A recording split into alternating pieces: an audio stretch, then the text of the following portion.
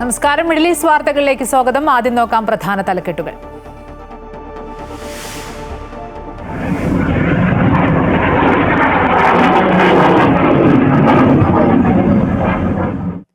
ആക്രമണം കടുപ്പിച്ച് ഇറാനും ഇസ്രയേലും. ടെലവീവിലും ടെഹ്റാനിലും മിസൈൽ ആക്രമണം. തത്സമയ സംപ്രേഷണത്തിനിടെ ഇറാൻ ടിവിയും ആക്രമിച്ചു.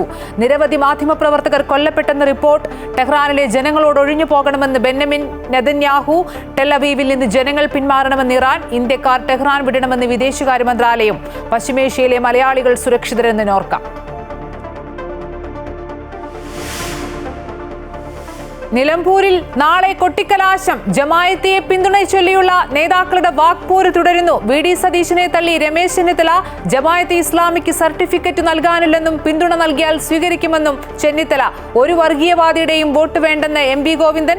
ജമായത്തെ പിരിച്ചുവിടണമെന്ന് കാന്തപുരം വിഭാഗം.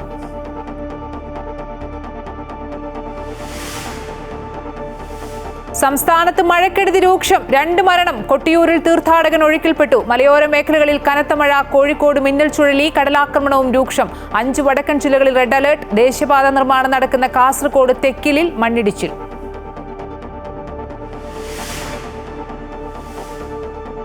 UAE-യിൽ സർക്കാർ നടപടികൾ കൂടുതൽ കാര്യക്ഷമമാക്കാൻ സീറോ ഗവൺമെന്റ് ബ്യൂറോക്രസി പ്രോഗ്രാമിന്റെ 2ാം ഘട്ടം പ്രഖ്യാപിച്ചു.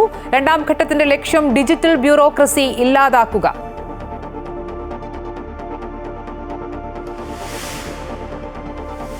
നിർദ്ദേശങ്ങളും നിയമങ്ങളും പാലിക്കാത്തതിന്റെ അടിസ്ഥാനത്തിൽ വിവിധ ഗാർഹിക തൊഴിലാളി ഏജൻസികൾക്കെതിരെ നടപടികൾ സ്വീകരിച്ചുവെന്ന് UAE.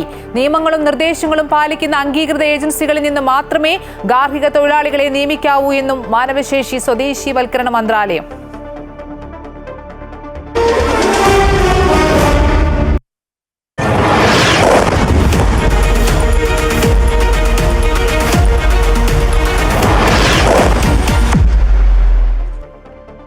ഇറാൻ തലസ്ഥാനമായ ടെഹ്റാനിൽ ആക്രമണം കടുപ്പിച്ച് ഇസ്രയേൽ. ഇറാൻ ദേശീയ ടെലിവിഷൻ ആസ്ഥാനത്ത് ആക്രമണം നടന്നു. നിരവധി മാധ്യമപ്രവർത്തകർ കൊല്ലപ്പെട്ടു. ടെഹ്റാനിൽ നിന്നും ജനങ്ങൾ ഒഴിയണമെന്നും സൈനിക നടപടി ഉണ്ടാകുമെന്നും ഇസ്രയേൽ പ്രധാനമന്ത്രി ബെന്യാമിൻ നെതന്യാഹു നേരത്തെ മുന്നറിയിപ്പ് നൽകിയിരുന്നു. ടെഹ്റാനിൽ നിന്നും ജനങ്ങൾ ഒഴിഞ്ഞു പോകണമെന്ന് ആവശ്യപ്പെട്ട് നെതന്യാഹു വ്യോമമേഖല ഇസ്രയേലിന്റെ നിയന്ത്രണത്തിലേക്ക് വരുന്നുവെന്നും അവകാശപ്പെട്ടു. യൂറോപ്പ് വരെ എത്തുന്ന മിസൈൽ ഇറാന്റെ പക്കലുണ്ടെന്നും യൂറോപ്പും ഇറാന്റെ ഭീഷണിയിലാണെന്നുമാണ് ഇസ്രയേൽ വിദേശകാര്യ മന്ത്രാലയം മുന്നറിയിപ്പ് നൽകുന്നത്.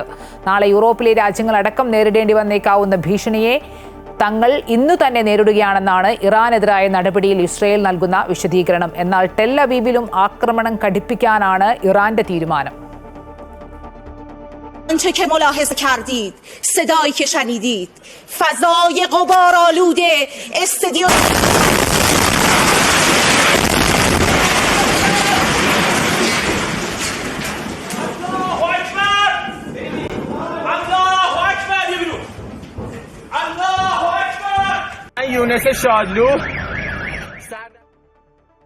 ഇറാൻ ഇസ്രയേൽ സംഘർഷം രൂക്ഷമാകുന്ന സാഹചര്യത്തിൽ ഇന്ത്യക്കാർ സുരക്ഷിത മേഖലകളിലേക്ക് മാറണമെന്ന് ഇന്ത്യൻ വിദേശകാര്യ മന്ത്രാലയം. ഏത് തരം വിസയെന്ന് പരിഗണിക്കാതെ നിർദ്ദേശം പാലിക്കണമെന്ന് മന്ത്രാലയം അറിയിക്കുന്നു. അതേസമയം ഇറാനിലുള്ള ഇന്ത്യൻ വിദ്യാർത്ഥികളെ സുരക്ഷിത സ്ഥാനത്തേക്ക് മാറ്റിയതായി ടെഹ്റാനിലെ ഇന്ത്യൻ എംബസി അറിയിച്ചു.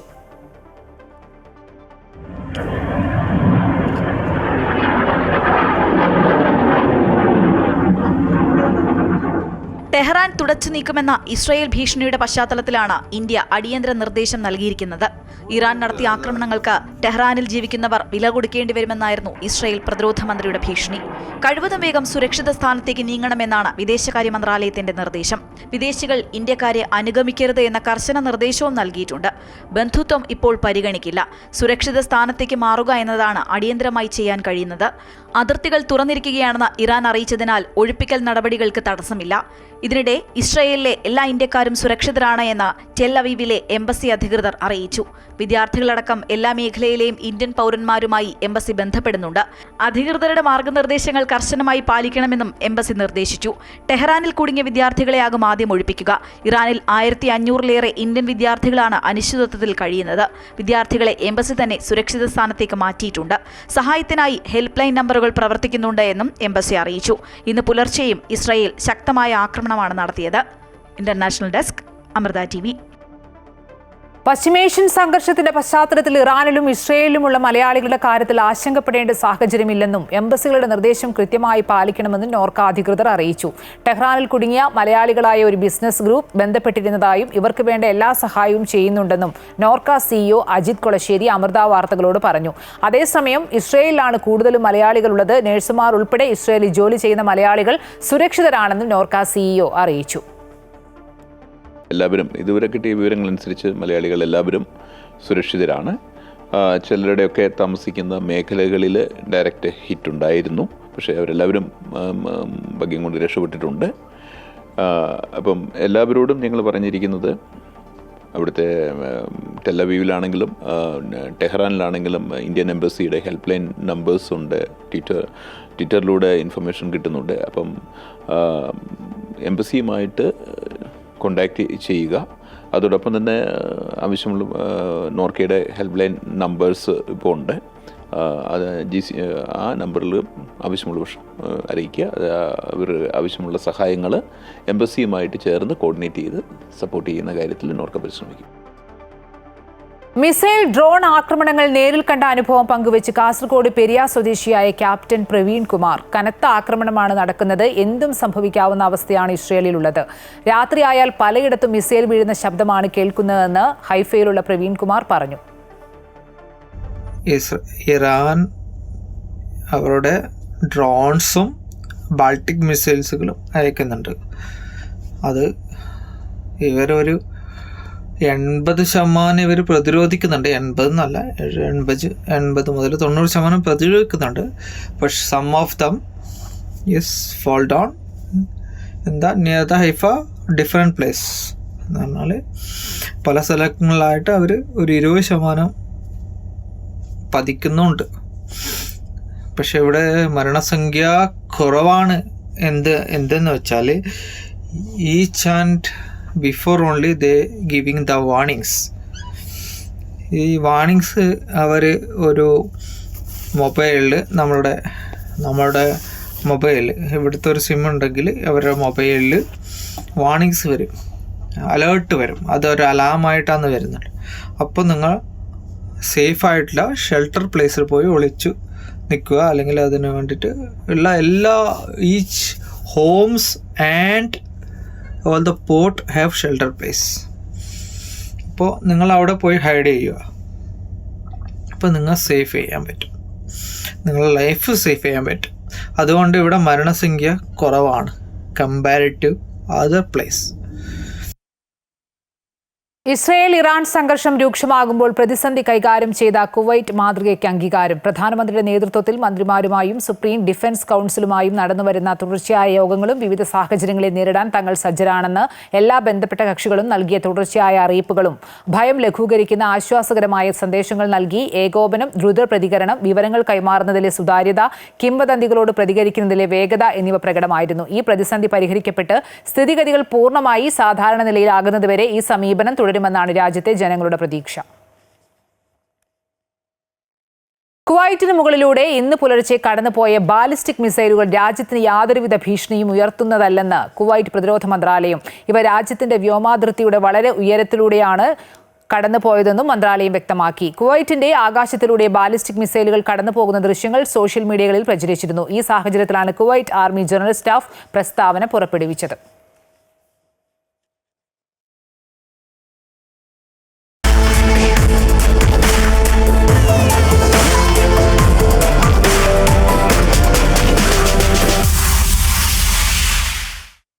നിലമ്പൂർ ഉപതെരഞ്ഞെടുപ്പ് അവസാന ദിവസങ്ങളിലേക്ക് എത്തുമ്പോഴും ജമായത്തെ ഇസ്ലാമി സഹകരണത്തെ ചൊല്ലി ഇടതു വലത് മുന്നണി പോര് രൂക്ഷമാകുകയാണ്. ഒരു വർഗീയ ശക്തിയുടെയും വോട്ട് വേണ്ടെന്നും ജമായത്തെ ഇസ്ലാമി സഹകരണത്തിൽ നിലപാട് പറയാതെ കോൺഗ്രസ് ദേശീയ നേതൃത്വം ഒളിച്ചു കളിക്കുന്നുവെന്നും CPM സംസ്ഥാന സെക്രട്ടറി പറഞ്ഞു. അതേസമയം പ്രതിപക്ഷ നേതാവിന്റെ നിലപാട് തള്ളിയ രമേശ് ചെന്നിത്തല ജമായത്തെ ഇസ്ലാമിക് സർട്ടിഫിക്കറ്റ് കൊടുക്കാൻ താനില്ലെന്നും വ്യക്തമാക്കി. KC വേണുഗോപാൽ ഉൾപ്പെടെയുള്ള നേതാക്കൾ മുഖ്യമന്ത്രിയുടെ മലപ്പുറം പരാമർശം തെരഞ്ഞെടുപ്പിൽ വീണ്ടും ചർച്ചയാക്കുന്നുണ്ട്. വികസനവും വിവാദവും നിലമ്പൂർ ഉപതെരഞ്ഞെടുപ്പിൽ അതിശക്തമായ പ്രചാരണ വിഷയമാണ്. ജമാഅത്തെ ഇസ്ലാമി സഹകരണ കുരുക്കിൽ നിന്ന് ഇതുവരെ കോൺഗ്രസിന് പുറത്തു കടക്കാൻ കഴിഞ്ഞിട്ടില്ല.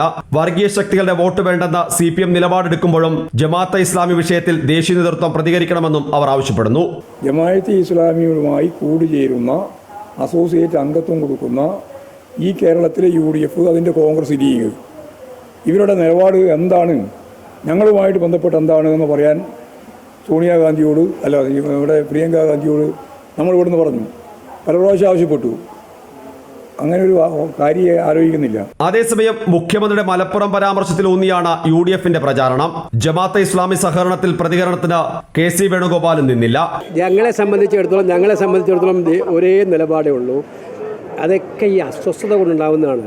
ഗോവിന്ദ മാഷക്കൊക്കെ ഓരോ ദിവസവും എന്താണ് പറയുന്നതിൽ വ്യക്തമായ ഒരു ചിത്രം കിട്ടാത്തതുകൊണ്ട് പറയുന്നതായിരിക്കും. എന്നാൽ ജമാഅത്തെ ഇസ്ലാമി നിലപാട് മാറ്റിയെന്ന പ്രതിപക്ഷ നേതാവിന്റെ വാക്കുകൾ കോൺഗ്രസിലെ ഒരു വിഭാഗം നേതാക്കൾ ഏറ്റെടുത്തിട്ടില്ല. ജമാഅത്തെ ഇസ്ലാമിക്ക് സർട്ടിഫിക്കറ്റ് നൽകാൻ താനില്ലെന്ന രമേശ് ചെന്നിത്തലയുടെ വാക്കുകൾ അതാണ് സൂചിപ്പിക്കുന്നത്. ജമാഅത്തെ ഇസ്ലാമിക്ക് സർട്ടിഫിക്കറ്റ് കൊടുക്കാനൊന്നും ഞാനില്ല. ഞങ്ങൾക്ക് അവർ പിന്തുണ നൽകാമെന്ന് പറഞ്ഞു. ആര് പിന്തുണ നൽകിയാൽ തെരഞ്ഞെടുപ്പിൽ സ്വീകരിക്കും. അത് മാത്രമാണ് ഞങ്ങൾ സ്വീകരിച്ചിട്ടുള്ളത്. ഞങ്ങൾ അവരുടെ ഭൂതകാലമോ ഭാവിയോ വർത്തമാനമോ പരിശോധിക്കേണ്ട ആവശ്യമൊന്നും ഞങ്ങൾക്ക്. പരസ്യ പ്രചാരണം അവസാനിക്കാൻ മണിക്കൂറുകൾ മാത്രം ബാക്കി നിൽക്കെ വിവാദങ്ങൾ വികസനത്തോടൊപ്പം ചർച്ചയാകുന്നുണ്ട് മണ്ഡലത്തിൽ. ഇനിയുള്ള അടിയൊഴുക്കുകൾ എന്താകും എന്നുള്ളതായിരിക്കും നിലമ്പൂരിന്റെ ഭാവിയിൽ നിർണായകമാവുക. അമൃത ന്യൂസ്, നിലമ്പൂർ. ജമാഅത്തെ ഇസ്ലാമി പിരിച്ചുവിടണമെന്ന് കാന്തപുരം സുന്നി വിഭാഗം. സുന്നി AP വിഭാഗത്തിന്റെ നിയന്ത്രണത്തിലുള്ള വിദ്യാർത്ഥി സംഘടനയായ SSFന്റെ മുഖപത്രമായ റിസാലയിലാണ് ജമാഅത്തെ ഇസ്ലാമിക്കെതിരെ രൂക്ഷ വിമർശനമുള്ളത്.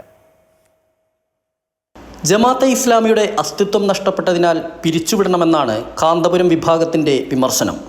സംഘടന പിരിച്ചുവിട്ട് മുസ്ലിം പൊതുധാരയിൽ ലയിക്കണം. കാന്തപുരം വിഭാഗത്തിന്റെ വിദ്യാർത്ഥി സംഘടനയായ SSFന്റെ മുഖപത്രമായ റിസാലയുടെ പുതിയ ലക്കത്തിലാണ് ജമാഅത്തെ ഇസ്ലാമിക്കെതിരെ രൂക്ഷ വിമർശനമുള്ളത്. പ്രഖ്യാപിത നിലപാടിൽ നിന്ന് സംഘടന പിന്നോട്ടു പോയി. ഹക്കീമിയത്ത് വിവാദത്തിൽ നിന്ന് പിന്മാറിയോ എന്ന് ജമാഅത്തെ ഇസ്ലാമി വ്യക്തമാക്കണമെന്നും മുഖപ്രസംഗം ചോദിക്കുന്നു. ദൈവരാജ്യത്ത് ദൈവഭരണം മാത്രമെന്നാണ് ജമാഅത്ത് നിലപാട്. എന്നാൽ മൗദൂദി ആശയങ്ങൾ പൂർണ്ണമായി അംഗീകരിക്കാതെ പാരമ്പര്യവാദങ്ങളെ ജമാഅത്ത് ഇസ്ലാമി കൈയൊഴിഞ്ഞെന്നും റിസാലയിലെ മുഖപ്രസംഗം കുറ്റപ്പെടുത്തുന്നു. നിലമ്പൂർ ഉപതെരഞ്ഞെടുപ്പിൽ UDFനെ പിന്തുണയ്ക്കാൻ ജമാഅത്തെ ഇസ്ലാമിയുടെ രാഷ്ട്രീയ പാർട്ടിയായ വെൽഫെയർ പാർട്ടി ഓഫ് ഇന്ത്യ തീരുമാനിച്ചതിന് പിന്നാലെയാണ് കാന്തപുരം വിഭാഗത്തിന്റെ വിമർശനം.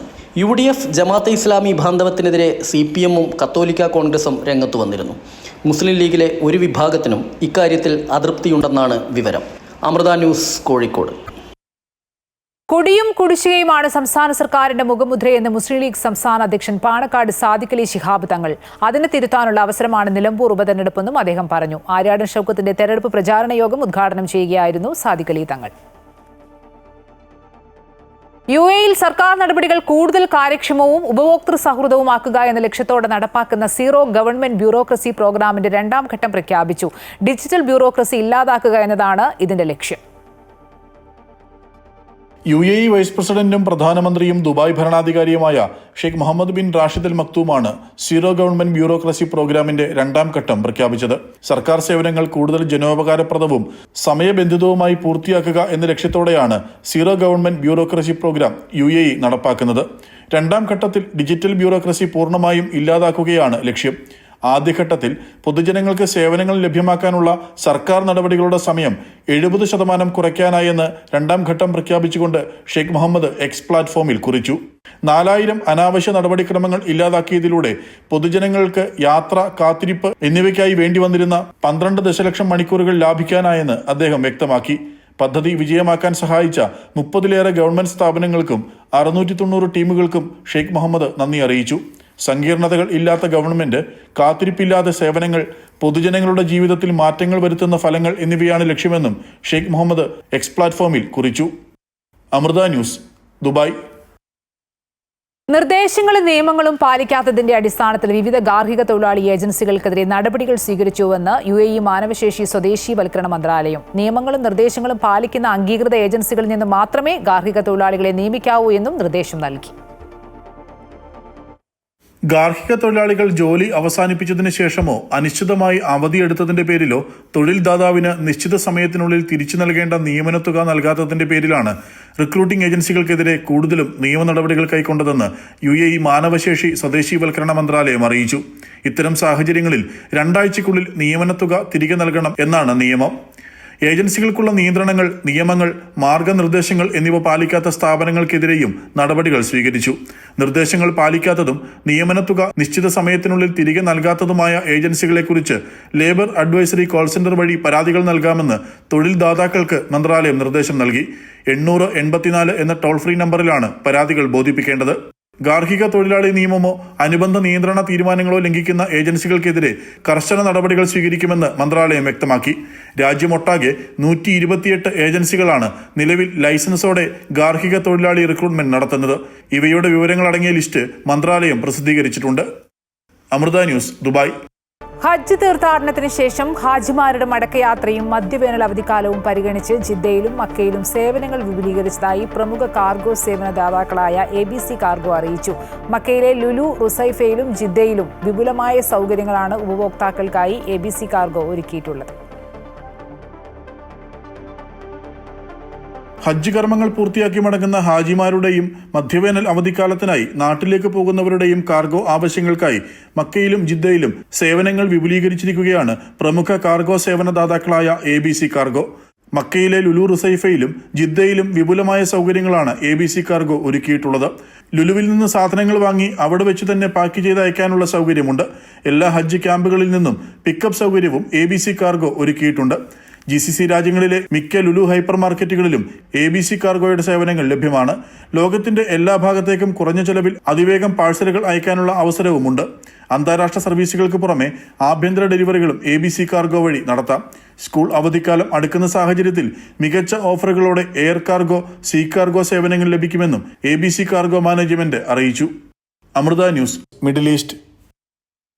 സൗദിയിൽ മധ്യാഹ്ന വിശ്രമ സമയം പ്രാബല്യത്തിൽ വന്നു. National council for occupational safety and ഹെൽത്തുമായി സഹകരിച്ചാണ് മാനവശേഷി സാമൂഹിക വികസന മന്ത്രാലയം മധ്യാഹ്ന വിശ്രമ നിയമം ഇന്നലെ മുതൽ നടപ്പാക്കിയിട്ടുള്ളത്. ഉച്ചയ്ക്ക് 12 മുതൽ വൈകിട്ട് 3 വരെയുള്ള സമയത്ത് തുറസായ സ്ഥലങ്ങളിൽ വെയിലേൽക്കുന്ന നിലയിൽ തൊഴിലാളികളെ കൊണ്ട് ജോലി ചെയ്യിക്കുന്നതിന് 3 മാസക്കാലം വിലക്കുണ്ടാകും. സെപ്റ്റംബർ 15 വരെയാണ് ഉച്ചവിശ്രമ നിയമം നിലവിലുണ്ടാവുക.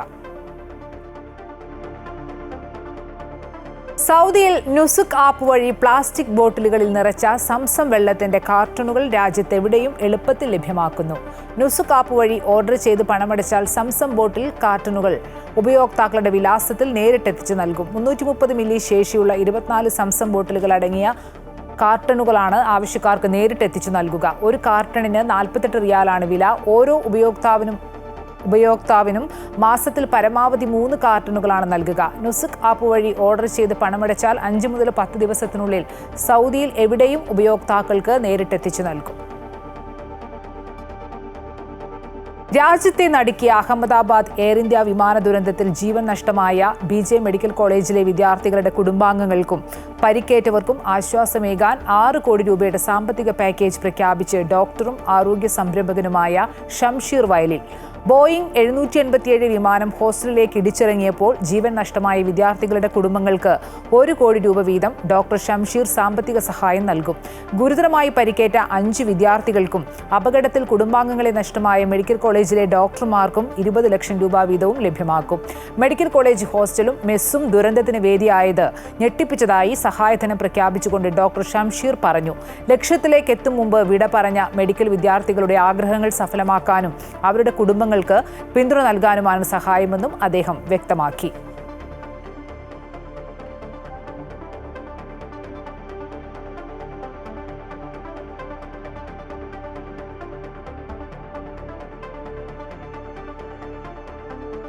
വേനലവധിക്കാലം ആഘോഷമാക്കാൻ summer with Lulu ക്യാമ്പയിനുമായി UAEയിലെ Lulu hyper super മാർക്കറ്റുകൾ. വമ്പൻ ഓഫറുകളും സർപ്രൈസ് സമ്മാനങ്ങളുമാണ് ഉപഭോക്താക്കൾക്കായി ഒരുക്കിയിരിക്കുന്നതെന്ന് ലുലു മാനേജ്മെന്റ് അറിയിച്ചു. അവധിക്കാലം ബജറ്റ് ഫ്രണ്ട്ലിയായി ആഘോഷമാക്കാൻ ഏറ്റവും മികച്ച ഓഫറുകളാണ് ലുലു സ്റ്റോറുകളിൽ അവതരിപ്പിച്ചിരിക്കുന്നതെന്ന് Lulu global operations director Saleem MA പറഞ്ഞു. Grocery, nuts, dry fruits, chocolate, travel accessories, fashion, digital electronics ഉപകരണങ്ങൾ, സൺഗ്ലാസ് തുടങ്ങി നിരവധി ഉൽപ്പന്നങ്ങൾ വിലക്കുറവോടെ ലഭ്യമാക്കിയിട്ടുണ്ട്. കുട്ടികൾക്കായി ഗെയിമിംഗ് ചാമ്പ്യൻഷിപ്പുകളും ഫ്രീ സമ്മർ ക്യാമ്പയിനും ഒരുക്കിയിട്ടുണ്ട്. ലുലുവിന്റെ വാല്യൂ ഷോപ്പിംഗ് സ്റ്റോറായ ലോട്ടിൽ 19 ദിർഹത്തിൽ താഴെ വിലയിലുള്ള നിരവധി ഉൽപ്പന്നങ്ങൾ ഒരുക്കിയിട്ടുണ്ട്. 100 ദിർഹത്തിൽ കൂടുതൽ ഷോപ്പ് ചെയ്യുന്ന ഹാപ്പിനെസ് അംഗങ്ങൾക്ക് 20 ലക്ഷം ദിർഹം വരെയുള്ള ഡയമണ്ട് ഗിഫ്റ്റുകളും വൗച്ചറുകളും കരസ്ഥമാക്കാനുള്ള അവസരവുമുണ്ട്. പ്രമുഖ ജ്വല്ലറി ബ്രാൻഡായ തനിഷ്കുമായി സഹകരിച്ചാണ് ഈ സമ്മാനങ്ങൾ ഉപഭോക്താക്കളിലേക്ക് എത്തിക്കുന്നത്. ആദ്യമായിട്ടാണ് ഞങ്ങൾ ഈ ക്യാമ്പയിൻ ചെയ്യുന്നത്. ഇത് ഒരുപാട് ഫാമിലീസ് സമ്മർ സീസണിൽ ഇവിടുന്ന് ട്രാവലിംഗ് ഇല്ല, അവർക്ക് വന്ന് സമയം സ്പെൻഡ് ചെയ്യാനുള്ള ഒരു ഓപ്പർച്യൂണിറ്റിയാണ് കൊടുക്കുന്നത്. ഒരുപാട് പ്രൊമോഷൻസ് ആക്ടിവിറ്റിയോടൊപ്പം തന്നെ കുട്ടികൾക്ക് കളിക്കാനും അതുകൂടാതെ അവർക്ക് എഡ്യൂക്കേഷണൽ സ്കിൽസ് ഡെവലപ്പ് ചെയ്യാനുള്ള ഒരുപാട് ആക്ടിവിറ്റീസ് ഞങ്ങളിവിടെ ചെയ്യുന്നുണ്ട്. ജൂലൈ 31 വരെയാണ് summer with Lulu campaign. Buying director Mujeeb Rahman, marketing and communications director V Nandakumar, Martin William, Navneeth Sudhakaran, Tanishq പ്രതിനിധി ആദിത്യ സിംഗ് എന്നിവരും വാർത്താ സമ്മേളനത്തിൽ സംബന്ധിച്ചു. Amrita news, Dubai. കുവൈറ്റിലെ അണിയറ ഇടപ്പള്ളി ആർട്സിന്റെ 3ാമത് നാടകത്തിന്റെ പുസ്തകം പൂജ വെച്ച് പ്രകാശനം ചെയ്തു. ചടങ്ങ് യുണൈറ്റഡ് ഇന്ത്യൻ സ്കൂളിൽ വെച്ച് നടന്നു. സാമൂഹ്യ പ്രവർത്തകരായ മനോജ് മാവേലിക്കരയും സത്താർ കുന്നിലും ഉദ്ഘാടന കർമ്മം നിർവഹിച്ചു. ചടങ്ങിൽ കുവൈറ്റിലെ നാടകവുമായി ബന്ധപ്പെട്ട കലാകാരന്മാരും കലാകാരികളും പങ്കെടുത്തു. യാത്രകൾ അവസാനിക്കുന്നില്ല എന്നത് ഒരു മെഗാ നാടകമായതുകൊണ്ട് സമയപരിധി നോക്കാതെ നാടകവുമായി മുന്നോട്ടു പോകാനും വരുന്ന ജനുവരിയോ ഫെബ്രുവരിയോ ഈ നാടകം കാണികൾക്ക് മുമ്പാകെ സമർപ്പിക്കുമെന്നും ഇതിന്റെ രചന, ഗാനങ്ങൾ, രംഗപടം, മേക്കപ്പ് സംവിധാനം നിർവഹിക്കുന്ന അജയ് ഘോഷ് ഇടപ്പള്ളി അറിയിച്ചു.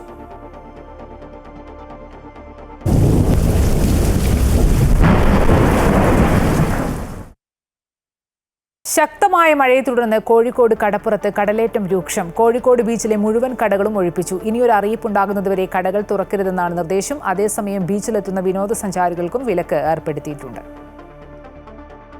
കടലിന് സമീപത്തായി നിൽക്കുന്ന കടകളാണ് ശക്തമായ കടലേറ്റത്തെ തുടർന്ന് ഒഴിപ്പിച്ചത്. ഒരറിയിപ്പുണ്ടാകുന്നതുവരെ കടകൾ തുറക്കരുതെന്നും നിർദ്ദേശം നൽകിയിട്ടുണ്ട്. കോഴിക്കോട് ബീച്ചിലേക്ക് വിനോദസഞ്ചാരികൾ കൂടുതൽ എത്താനുള്ള സാധ്യതയുള്ളതിനാലാണ് ഈ നിർദ്ദേശം നൽകിയത്. കടൽ കൂടുതൽ പ്രക്ഷുബ്ധമാകാനുള്ള സാധ്യത കണക്കിലെടുത്താണ് ഇവിടെ എത്തുന്ന വിനോദസഞ്ചാരികൾക്കുൾപ്പെടെ വിലക്കേർപ്പെടുത്തിയത്. ആളുകൾ ബീച്ചിലേക്ക് എത്തുന്ന ഒരു സാഹചര്യവും ഉണ്ട്. ഇതേ തുടർന്ന് പോലീസും ലൈഫ് ഗാർഡും നിരീക്ഷണം ശക്തമാക്കിയിട്ടുണ്ട്. തീരദേശ മേഖലയിലുള്ളവരും ഇതോടെ ആശങ്കയിലാണ്. ഇവരോട് പ്രത്യേക ജാഗ്രത പുലർത്താനാണ് നിർദ്ദേശം. ചിലർ വീടുകളിൽ നിന്ന് ബന്ധുവീടുകളിലേക്കുൾപ്പെടെ മാറിയിട്ടുണ്ട്. അമൃത ന്യൂസ്, കോഴിക്കോട്. ചെല്ലാനം കണ്ണമാലി തീരങ്ങളിൽ കടലേറ്റം അതിരൂക്ഷമായി. താൽക്കാലിക കടൽ ഭിത്തികൾ തകർത്ത് കടൽ വീടിന്റെ അകത്തളങ്ങളിലേക്ക് ഇരച്ചെത്തി. കടൽ കയറിയതോടെ പല വീടുകളും തകർച്ചയുടെ വക്കിലാണ്. ചെല്ലാനം പുത്തൻതോട് മുതൽ ഫോർട്ട് കൊച്ചി വരെയുള്ള പ്രദേശങ്ങളിൽ കടലാക്രമണം രൂക്ഷമായി. ഇതോടെ പ്രതിഷേധവുമായി ജനങ്ങൾ രംഗത്തെത്തി. കണ്ണമാലിയിൽ ജനങ്ങൾ റോഡ് ഉപരോധിച്ചു. അവിടെ 50ഓളം വീടുകൾക്ക് കേടുപാടുകൾ സംഭവിച്ചിട്ടുണ്ട്. ജനകീയ വേദി ജൂൺ 30 ചെല്ലാനം ഫോർട്ട് കൊച്ചി തീരദേശ ഹർത്താൽ പ്രഖ്യാപിച്ചിട്ടുണ്ട്. കോട്ടയം കുമ്മനത്ത് കനത്ത കാറ്റിലും മഴയിലും വീടുകൾക്ക് നാശനഷ്ടം. മരം വീണ് 5 വീടുകൾ തകർന്നു. വീടിന് മുകളിൽ മരം വീണ് പരിക്കേറ്റ കിടപ്പ് രോഗിയെ ആശുപത്രിയിൽ പ്രവേശിപ്പിച്ചു. കുമരകത്തും മരം വീണ് നാശനഷ്ടവും ഗതാഗത തടസ്സവും നേരിട്ടു. കഴിഞ്ഞ ദിവസം നഗരത്തിന്റെ പരിസര പ്രദേശങ്ങളിൽ ശക്തമായ കാറ്റാണ് വീശിയത്. കോട്ടയത്ത് കാറ്റിന് മണിക്കൂറിൽ 61 കിലോമീറ്റർ വേഗവും കുമരകത്ത് 52 കിലോമീറ്ററുമാണ് രേഖപ്പെടുത്തിയത്. കാറ്റിൽ ഈ മേഖലകളിൽ പലയിടങ്ങളിലും മരങ്ങൾ കടപുഴുകി വീണ് നാശനഷ്ടമുണ്ടായി. കോട്ടയം തിരുവാർപ്പ് പഞ്ചായത്തിലെ കുമ്മനത്ത് കനത്ത കാറ്റിലും മഴയിലും മരം വീണ് 5 വീടുകൾക്ക് നാശനഷ്ടമുണ്ടായി. കുമ്മനം പെരുമ്പള്ളിയിൽ വേണുഗോപാലൻ നായരുടെ വീടിന് മുകളിൽ മരം വീണതിനെ തുടർന്ന് കിടപ്പ് രോഗിയായ ഭാര്യ കുമാരിക്ക് പരിക്കേറ്റു. ഇവരെ കോട്ടയത്ത് സ്വകാര്യ ആശുപത്രിയിൽ പ്രവേശിപ്പിച്ചു. കുമ്മനം തട്ടാമ്പറമ്പിൽ മനോജ്, വടക്കേടത്ത് മാലിയിൽ നൌഷാദ്, കദളിപ്പറമ്പിൽ സലാഹുദ്ദീൻ, ദാറുൽ അസ്ഹയിൽ സെയ്ദ് മുഹമ്മദ് എന്നിവരുടെ വീടുകൾക്ക് മുകളിലും മരങ്ങൾ വീണു. സലാഹുദ്ദീന്റെ വീട് നിർമ്മാണം നടന്നുവരികയായിരുന്നു. കുമരകത്ത് റോഡിനു കുറുകെ മരം വീണ് ഗതാഗതം സ്തംഭിച്ചു. കുമരകം അട്ടിപ്പീടിക റോഡിൽ ബിവറേജസ് കോർപ്പറേഷന് സമീപത്താണ് മരം വീണത്. മരം മുറിച്ചു നീക്കിയ ശേഷമാണ് ഇതുവഴി ഗതാഗതം പുനഃസ്ഥാപിച്ചത്. മഴയിലും കാറ്റിലും കുമരകത്തിന്റെ വിവിധ പ്രദേശങ്ങളിലെ ചെറു റോഡുകളിൽ മരം വീണ് ഗതാഗതം സ്തംഭിച്ചിരുന്നു. അമൃത ന്യൂസ്, കോട്ടയം. രാജ്യത്ത് സെൻസസ് നടത്തുന്നതിനുള്ള വിജ്ഞാപനം കേന്ദ്ര സർക്കാർ പുറത്തിറക്കി. ഇതോടൊപ്പം ജാതി സെൻസസും നടത്തും. 2 ഘട്ടങ്ങളിലായാണ് സെൻസസ് നടത്തുക. ആദ്യഘട്ടം ഒക്ടോബർ 1 ആരംഭിക്കും. ലഡാക്ക്, ജമ്മു കാശ്മീർ, ഉത്തരാഖണ്ഡ്, ഹിമാചൽ പ്രദേശ് എന്നിവിടങ്ങളിലെ മഞ്ഞുമൂടിയ മേഖലകളിലെ സെൻസസ് നടപടികൾക്ക് 2026 മാർച്ച് 1 മുതൽ തുടക്കമാകും. 2027 മാർച്ച് 1 മുതലാണ് 2ാം ഘട്ടത്തിന് തുടക്കമാവുക. 2 ഘട്ടങ്ങളിലായാണ് സെൻസസ് വിവരശേഖരണം നടക്കുക. ആദ്യഘട്ടമായ ഹൗസ് ലിസ്റ്റിംഗ് ഓപ്പറേഷനിൽ പാർപ്പിടങ്ങളുടെ അവസ്ഥ, അടിസ്ഥാന സൗകര്യങ്ങൾ ഉൾപ്പെടെ രേഖപ്പെടുത്തും. 2ാം ഘട്ട പോപ്പുലേഷൻ എന്യൂമറേഷനിൽ ജനസംഖ്യാപരവും സാമൂഹിക, സാമ്പത്തികവും സാംസ്കാരികവുമായ വിവരങ്ങളാണ് ശേഖരിക്കുക. വ്യക്തിഗത സ്ത്രീകളുടെ ജാതി സംബന്ധിച്ച വിവരങ്ങളും ഈ ഘട്ടത്തിൽ ശേഖരിക്കും. സെൻസസിനുള്ള ഒരുക്കങ്ങൾ വിലയിരുത്താൻ കേന്ദ്ര ആഭ്യന്തരമന്ത്രി അമിത്ഷായുടെ നേതൃത്വത്തിൽ കഴിഞ്ഞ ദിവസം ഉന്നതതല യോഗം ചേർന്നിരുന്നു. ജനസംഖ്യയുടെ കണക്കെടുപ്പിനായി ഉദ്യോഗസ്ഥരും സൂപ്പർവൈസർമാരുമായി 34 ലക്ഷം പേരാണുള്ളത്. 1.3 ലക്ഷം സെൻസസ് ജീവനക്കാരും ഉണ്ടാകും. 2011 രാജ്യത്ത് അവസാനമായി സെൻസസ് നടന്നത്. 16ാമത്തെ സെൻസസ് നടപടികളാണ് ഒക്ടോബർ 1 തീയതി മുതൽ ആരംഭിക്കുന്നത്. സാധാരണയായി 10 വർഷം കൂടുമ്പോഴാണ് സെൻസസ് നടത്തിയിരുന്നത്. ഇതനുസരിച്ച് 2021 സെൻസസ് നടത്തേണ്ടിയിരുന്നത്. എന്നാൽ കോവിഡിനെ തുടർന്ന് മാറ്റിവെക്കുകയായിരുന്നു. News desk Amrita TV. ആറന്മുളയിൽ ഇലക്ട്രോണിക്സ് വ്യവസായ പദ്ധതിക്ക് KGS ഗ്രൂപ്പിന്റെ നീക്കം. ശക്തമായ എതിർപ്പുമായി കൃഷിമന്ത്രി P. പ്രസാദ് രംഗത്ത്. നെൽവയൽ നികത്തി വ്യവസായ പദ്ധതിക്ക് കൂട്ടുനിൽക്കില്ലെന്നും എതിർപ്പ് വ്യവസായ വകുപ്പിനെ അറിയിക്കുമെന്നും കൃഷിമന്ത്രി വ്യക്തമാക്കി. പാടം നികത്തി പദ്ധതി വേണ്ടെന്ന് CPM ജില്ലാ സെക്രട്ടറിയും നിലപാട് അറിയിച്ചു. ഗുരുതരമായ പാരിസ്ഥിതിക പ്രശ്നങ്ങൾ ചൂണ്ടിക്കാട്ടി ഒരിക്കൽ വിമാനത്താവള പദ്ധതി ഉപേക്ഷിക്കപ്പെട്ട സ്ഥലത്താണ് പുതിയ വ്യവസായ പദ്ധതിക്ക് നീക്കം നടത്തുന്നത്. വിമാനത്താവളം പദ്ധതി ഉപേക്ഷിച്ച KGS ഗ്രൂപ്പിന്റെ 344 ഏക്കർ ഭൂമിയിൽ ഇലക്ട്രോണിക്സ് ക്ലസ്റ്റർ പദ്ധതിക്ക് കഴിഞ്ഞ ജൂണിൽ അപേക്ഷ നൽകിയിരുന്നു. 90% നിലമുള്ള പ്രദേശത്താണ് പദ്ധതിക്ക് അനുമതി തേടിയത്. ഇതിനായി ഭൂപരിഷ്കരണ ചട്ടങ്ങളിൽ ഉൾപ്പെടെ ഇളവ് തേടിയാണ് ജില്ലാ കളക്ടർ റവന്യൂ പ്രിൻസിപ്പൽ സെക്രട്ടറിക്കും കൃഷി വകുപ്പിനും കത്ത് നൽകിയത്. എന്നാൽ പാടം നികത്തി വ്യവസായ പദ്ധതി സാധ്യമല്ലെന്ന് ചൂണ്ടിക്കാട്ടി ശക്തമായ വിയോജിപ്പുമായി കൃഷി വകുപ്പ് മന്ത്രി P. പ്രസാദ് രംഗത്ത് വന്നു. നെൽപ്പാടങ്ങൾ സംരക്ഷിക്കുകയാണ് തന്റെ മുൻഗണന. തന്റെ മുന്നിൽ വന്ന ഫയലിൽ കുറിപ്പ് എഴുതിയിട്ടുണ്ടെന്നും കൃഷി വകുപ്പിന്റെ നിലപാട് വ്യവസായ വകുപ്പിനെ അറിയിക്കുമെന്നും മന്ത്രി വ്യക്തമാക്കി. ഇതിനിടെ പാടം നികത്താൻ അനുവദിക്കില്ലെന്ന് വ്യക്തമാക്കി CPM പത്തനംതിട്ട ജില്ലാ നേതൃത്വവും രംഗത്ത് വന്നു. നെൽവയൽ നീർത്തട നിയമത്തിന്റെ പരിധിയിൽ വരുന്ന സ്ഥലത്ത് ഒരു പദ്ധതിയും അനുവദിക്കില്ലെന്ന് ജില്ലാ സെക്രട്ടറി രാജു എബ്രഹാം അറിയിച്ചു. ഒരു പുതിയ വ്യവസായം ആരംഭിക്കുന്നതിനോട് നമുക്ക് യോജിക്കാൻ ഒരു കാരണവശാലും കഴിയില്ല. നിലവിലുള്ള പാടശേഖരം, ആ പാടശേഖരം പരിവർത്തനം ചെയ്യാൻ പാടില്ല എന്നതായിരുന്നു അന്ന് CPM ഉൾപ്പെടെ എടുത്ത നിലപാട്. ആ നിലപാടിൽ തന്നെയാണ് ഞങ്ങളിപ്പോഴും നിൽക്കുന്നത്. TOFL എന്ന പേരിൽ പുതിയ കമ്പനി രൂപീകരിച്ചാണ് KGS മുന്നോട്ട് പോകുന്നത്. ഉടമസ്ഥാവകാശം TOFL കമ്പനിക്ക് നൽകി ഇലക്ട്രോണിക് സിറ്റി രൂപീകരിക്കാനാണ് നീക്കം. അമൃത ന്യൂസ്, തിരുവനന്തപുരം. മുണ്ടക്കൈ ചൂരൽമല ഉരുൾപൊട്ടൽ ദുരന്തബാധിതർക്കായുള്ള ടൗൺഷിപ്പിൽ വീട് വേണ്ടെന്ന് സമ്മതപത്രം നൽകിയ ഗുണഭോക്താക്കൾക്ക് പുനരധിവാസത്തിനായി സർക്കാർ നൽകുന്ന 15 ലക്ഷം രൂപ ഉടൻ വിതരണം ചെയ്യും. 107 കുടുംബങ്ങൾക്കാണ് തുക ലഭിക്കുക. കൽപ്പറ്റയിൽ എൽസ്റ്റൺ എസ്റ്റേറ്റിൽ ഒരുക്കുന്ന ടൗൺഷിപ്പിൽ 402 കുടുംബങ്ങളെയാണ് ഗുണഭോക്താക്കളായി നിശ്ചയിച്ചത്. ഇതിൽ 107 കുടുംബങ്ങളാണ് വീടിന് പകരം പണം മതിയെന്ന് സർക്കാരിനെ അറിയിച്ചത്. ഇവർക്കാണ് തുക അനുവദിക്കുക. വിവിധ സംഘടനകളുടെ വീട് ലഭിച്ചവർക്കുൾപ്പെടെ സർക്കാർ 15 ലക്ഷം രൂപ നൽകും. ഇതിനായി 16.05 കോടി രൂപ മുഖ്യമന്ത്രിയുടെ ദുരിതാശ്വാസ നിധി, സംസ്ഥാന ദുരന്ത നിവാരണ നിധി എന്നിവയിൽ നിന്ന് അനുവദിച്ച് ഉത്തരവായി. ടൗൺഷിപ്പിൽ വീട് ആവശ്യപ്പെട്ടവർക്ക് 7 സെന്റിൽ 1000 ചതുരശ്ര അടിയിൽ വീട് ഉയരുന്നുണ്ട്. സന്നദ്ധ സംഘടനകളും രാഷ്ട്രീയ പാർട്ടികളും വീട് നൽകിയവരാണ് ടൗൺഷിപ്പിൽ വീട് വേണ്ടെന്ന് ആവശ്യപ്പെട്ടവരിൽ ഭൂരിഭാഗവും. ദുരിതബാധിത കുടുംബങ്ങളിലെ 2 പേർക്ക് ജീവനോപാധിയായി ദിവസം 300 രൂപ നൽകാൻ 8 കോടി രൂപ കൂടിയും സർക്കാർ അനുവദിച്ചു. ദുരന്തമുണ്ടായ ആദ്യ 3 മാസം 2188 പേർക്ക് 5.88 കോടി രൂപ വിനിയോഗിച്ച് ജീവനോപാധി നൽകിയിരുന്നു. അമൃത ന്യൂസ്, വയനാട്. ഓപ്പറേഷൻ സിന്ദൂർ പ്രതിനിധി സംഘത്തെ നയിച്ച ശശി തരൂർ നിലപാട് വ്യക്തമാക്കി രംഗത്ത്. കേരളത്തിലെ പ്രമുഖ ദേശീയ ദിനപത്രത്തിന് നൽകിയ ലേഖനത്തിലാണ് തരൂർ നിലപാട് വ്യക്തമാക്കുന്നത്. തന്നെ കേൾക്കാൻ തയ്യാറാകാത്ത കോൺഗ്രസ് ദേശീയ നേതൃത്വത്തിനുള്ള മറുപടി കൂടിയായിരുന്നു തരൂരിന്റെ ലേഖനം. ഭീകരതയോടുള്ള ഇന്ത്യയുടെ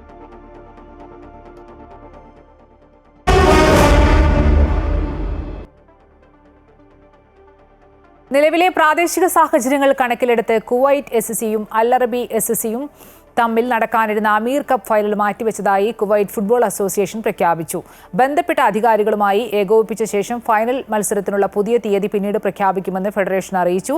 കായിക സമൂഹത്തിലെ എല്ലാ അംഗങ്ങളുടെയും സുരക്ഷ ഉറപ്പാക്കുന്നതിനും സുരക്ഷിതവും സുസ്ഥിരവുമായ അന്തരീക്ഷത്തിൽ മത്സരങ്ങൾ സംഘടിപ്പിക്കുന്നതിനുമുള്ള പ്രതിബദ്ധത ഫെഡറേഷൻ സ്ഥിരീകരിക്കുകയും കുവൈറ്റ് അമീർ കപ്പ് ഫൈനൽ ഒക്ടോബറിൽ നടത്തുമെന്നും അറിയിച്ചു.